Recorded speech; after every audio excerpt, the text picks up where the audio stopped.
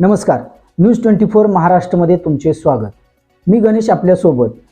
शिवसेना उद्धव बाळासाहेब ठाकरे पक्षाचे पिंपरी चिंचवड शहर जिल्हा शहराध्यक्ष ॲडव्होकेट सचिन भोसले यांना वाढदिवसाच्या शुभेच्छा देण्यासाठी पक्षाचे संपर्क प्रमुख सचिन आहेर आले होते. यावेळी त्यांनी पिंपरी चिंचवडमधील पिंपरी चिंचवड व बोसरी या 3 मतदारसंघावर आमचा दावा असल्याचे सांगितले. सचिन आहेर काय म्हणतात ते आपणच पहा. आणि निष्ठावंताच्या मागे उभं राहणं ही पक्षाचा एक प्रमुख या नात्याने आणि विशेषतः संपर्क प्रमुख या नात्याने माझी जबाबदारी आहे. आणि अडचणीच्या काळामध्ये कोण उभे राहिलेत, कोणी अंगावर घेतलेले आहेत, अनेक काही ज्या विरोधकांकडनं ज्यांच्या विरुद्ध वातावरण तयार करण्याचं काम काही लोकांनी केलं, केसेस झाले असे, अशा मागे पुणे पूर्ण जिल्ह्यामध्ये ते कार्यकर्ते झटलेले आहेत.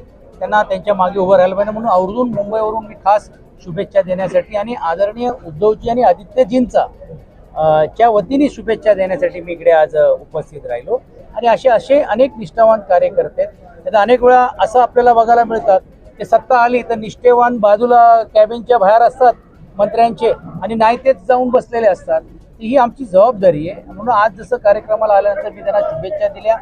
राजकारणात महाविकास आघाडीमध्ये कोणाला उमेदवारी मिळेल, कोण ही सीट आमच्याकडे राहील नाही राहील हा नंतरचा भाग, पण अशा कार्यकर्ते जे झटत आहेत त्यांच्या मागे उभं राहण्याचं काम आम्ही करू आणि सत्ता आल्यानंतर अशा सर्वांचाच विचार केला जाईल असं शुभेच्छा पण मी देतो. पिंपरी विधानसभेत शहराध्यक्षांचा चेहरा दिसू शकतो का? कारण पिंपरी विधानसभेवरती तुम्ही दावा केलेला आहे. पिंपरी चिंचवड या तिन्ही ठिकाणी दावा आमचा आहे, पण जशी अंतिम चर्चा ज्यावेळी होईल तेव्हा भोसरीची जागा पण का मिळावी हा विश्लेषण पण आम्ही आमच्या पक्ष नेतृत्वाकडे देण्याचं काम केलेलं आहे.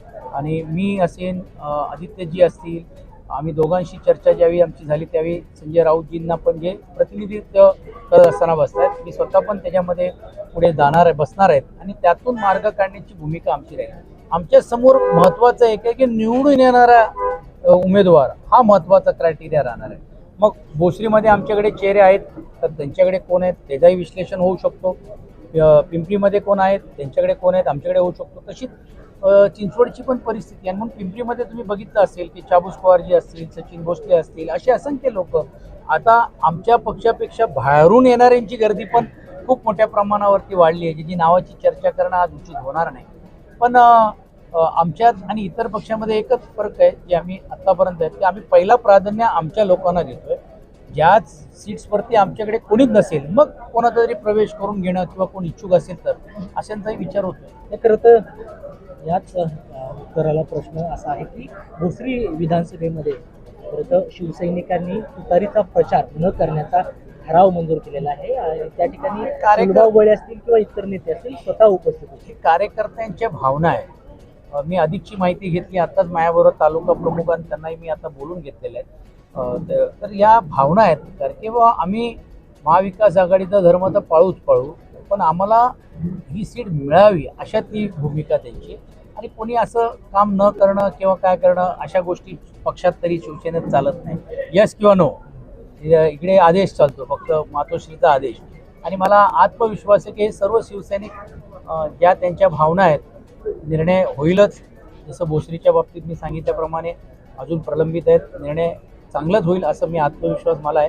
त्यातून पण कमी जास्त झालं तर पक्ष नेतृत्व जे आदेश देईल त्याच्या मागे उभं राहणं प्रत्येक शिवसैनिकाचा पदाधिकाऱ्यांचा तो राहणं हे अभिप्रेत आहे. आणि मला असं वाटते पूर्ण पुणे जिल्ह्यामध्ये तसं राहील. तर आता आम्ही खेडला पण आमची अपेक्षा आहे.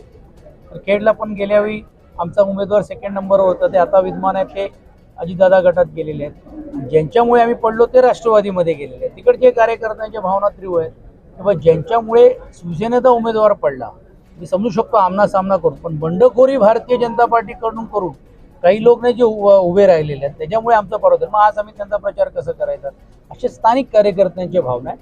पण शेवटी ज्यावेळी या सीट डिस्ट्रीब्युशन झाल्यानंतर या सर्व कार्यकर्त्यांना विश्वासात घ्यावं लागेल आणि एकूण एक कार्यकर्त्यांना एक संघ होऊन जसं लोकसभेला आम्ही लढलो.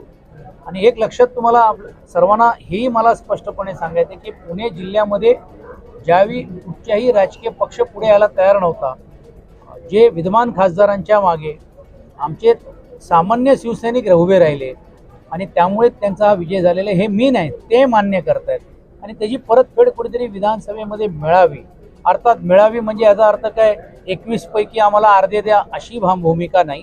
कारण आपण बघू शकता काय राष्ट्रवादीचे विद्यमान आमदार 10 आहेत, 3 काँग्रेसचे आहेत आणि भारतीय जनता पार्टीचे बाकी आहेत. त्यातून आम्हाला जो हिस्सा मिळाला पाहिजे. पण जिकडे विद्यमान आमदार जे आहेत जे त्यांच्यावर नाही राहिलेत तिकडे काही सीट शेअरिंग्स किंवा एक्सचेंज काय करता येईल का ती चर्चा आम्ही करू.